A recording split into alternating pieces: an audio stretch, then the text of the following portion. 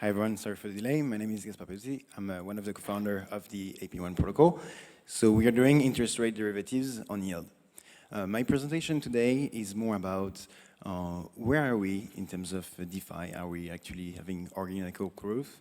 What's next after the yield speculation and like all the yield farming that we had since, I would say, 2020, 2021? So you've seen the first slide first, but just temperature check. Who remember those? Hope you made a lot of money with that. Fun times, right? That was summer 2020, DeFi summer, the time where someone's introduced you to decentralized finance, tell you it's the future of permissionless, open, censorship-resistant finance, and then they explain you that with a website that looks like a farmer game or whatever, and tells you that, yeah, like you can make that amount of money with that. Sure, it's completely organical. But yeah, DeFi did not necessarily started with that, but DeFi really had a boom wherein some protocols like Compound invented the concept of liquidity mining because DeFi protocol needs liquidity. It's you need to use the liquidity of someone else to achieve or to make a financial product working behind the scene. And so how do you incentivize that? They invented liquidity mining. Fast forward today, liquidity mining is seen as something that can be easily non-organical because basically you're paying for liquidity. Is that cost reasonable? Are you doing that just to bootstrap the liquidity? Or like what are the mechanisms behind that? It evolved quite a lot, and today you have a lot of protocols that works efficiently without that. But the question remains, is DeFi organic today? And if you look at how is the liquidity used, actually it's not that much still. Still today, even on the protocol that don't have that many incentives, if you look at what is the liquidity used for, basically, usually sometimes it's just flipping the position between different protocols to make an arbitrage to eventually farm some kind of incentive somewhere else. So sure, interest rates went down, but it's not necessarily extremely organic today.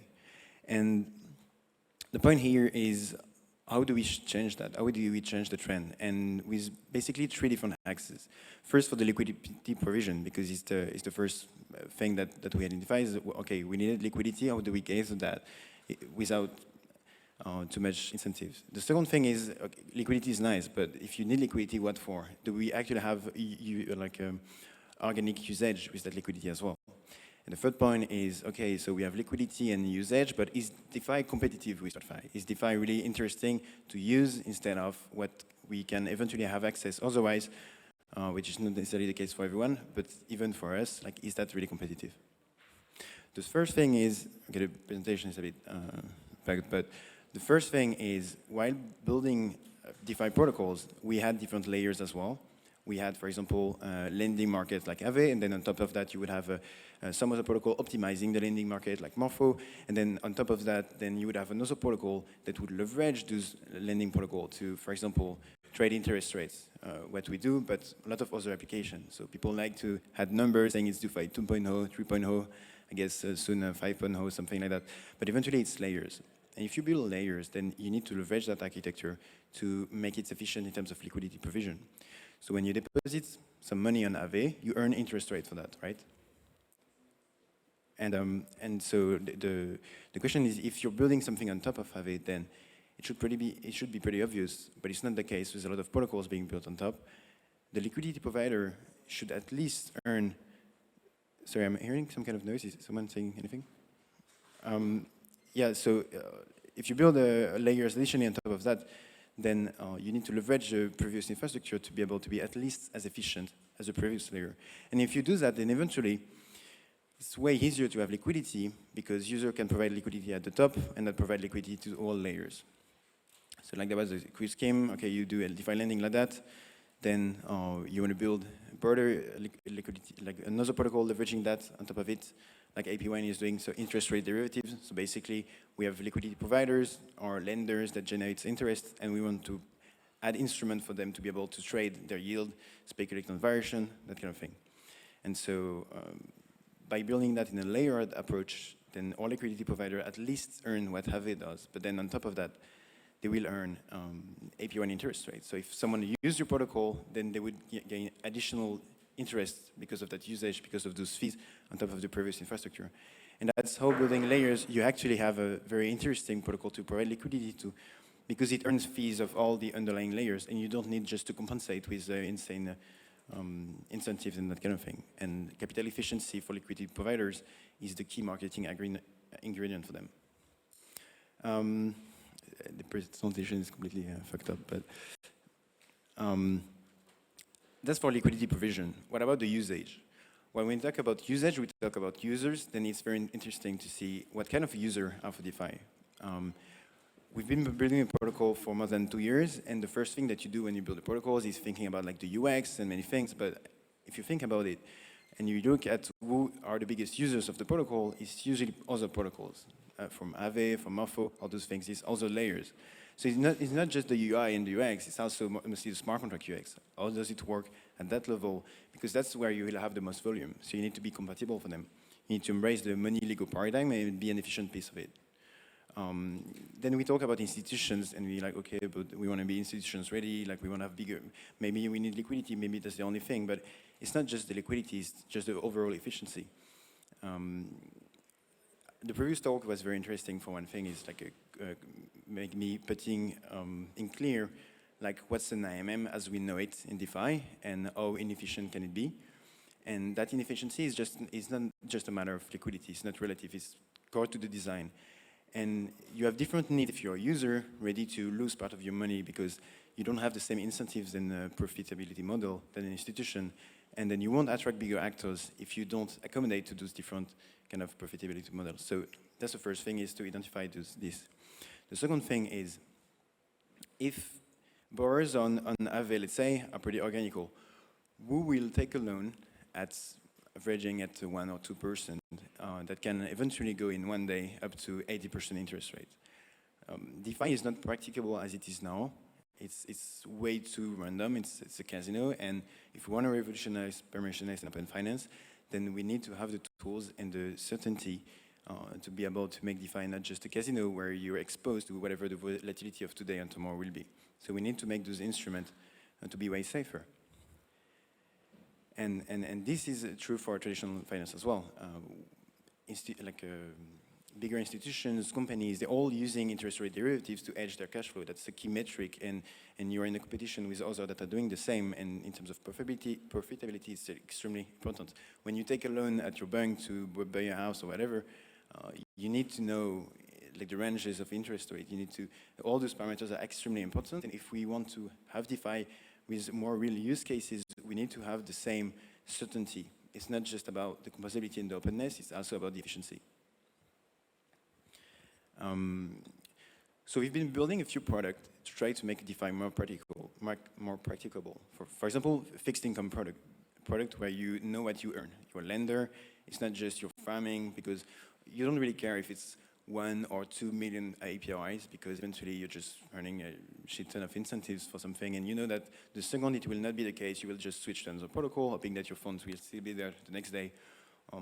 But I guess we would agree to say that it's not very organic, and it's not necessarily the way DeFi should be built.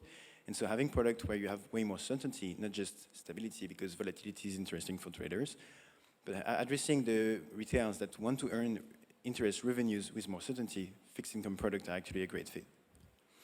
There's also the other side.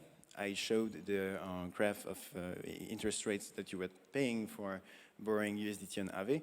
So of course the spike was due to the USDC event, but that's also events that happen every day, and that's also events that have way more impact because we have less liquidity, and that might still be the case in a longer time frame as well. So know what you pay paradigm is also something that can improve that a lot. If you're taking a loan for a fixed duration, then you can actually pay the interest rate upfront or not, but you actually know the price that you will pay. That makes DeFi more practicable because you can build with promises. One other thing is, like a common that we have often in DeFi that is quite frustrating is, yeah, but like DeFi is a closed circle, and you're basically paying yourself or someone else, and it's just completely organical.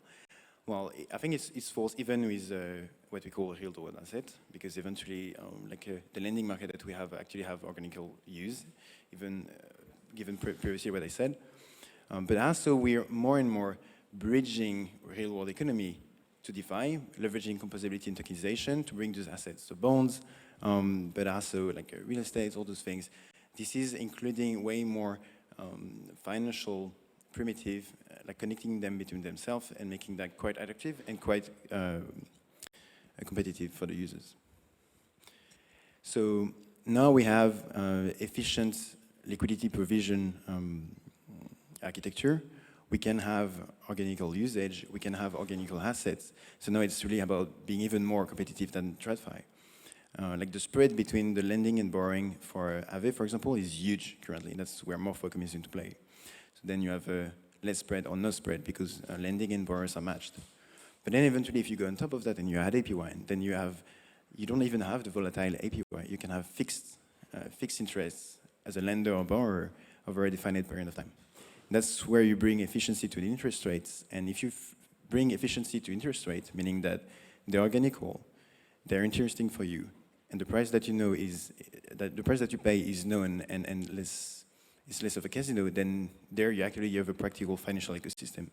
Because interest rates are the price of liquidity, time value of money, and it's the base of finance, and everything that I just said about DeFi was just about liquidity. So that's the final stage, and that's the next step after UseCases and farming. And the other thing that we can do, as a like end remark, is leveraging even more the money Legos to integrate those real-world assets as collateral, bringing more efficiency. There are a lot of things to be careful about. We are very known to be efficient at breaking things in DeFi. So it's a progressive process, but it's also where we can be even more competitive and attractive than traditional finance in a paradigm that would be too complicated to implement otherwise. Well, it's a bit of a bullshit slide, but what's next for DeFi? Once you have efficiency at spot and in the terms of product, I think we can build even more things. Over the last past days, at different events, I've talked a lot with DeFi builders and users as well, and I think there is a key lack of a risk management framework. There is a key lack of, like everything has to be manual or you delegate to someone else, and like this is practicability, UX, insight, and those are key points that are very much needed, I think, for DeFi to grow as of today, and especially if we want to onboard more users in terms of numbers, but also profile. Not everyone is interested to earn 1 million API, but having a 50% chance of losing their money tomorrow. Thank you, everyone. If you have any questions, I'll be happy to answer them. And yeah, thank you.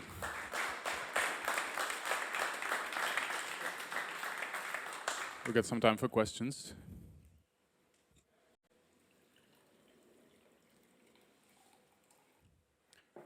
I mean, Gaspard is also going to be available on the conference, so thank you so much, sir. Thank you.